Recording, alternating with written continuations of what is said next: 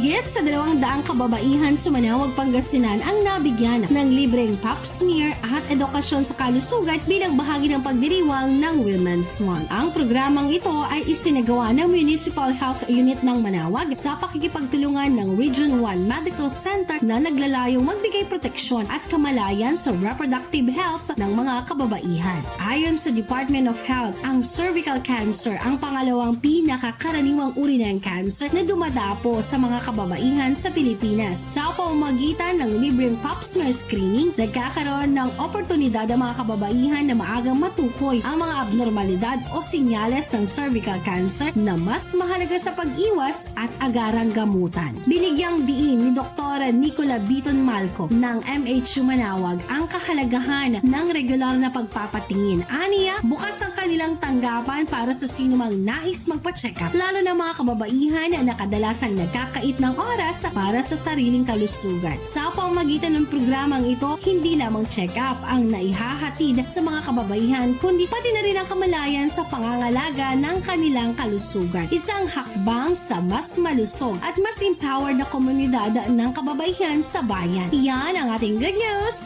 For today, ako si Idol Tita Ronnie Tataka, IFM. IFM News. IFM News. IFM News.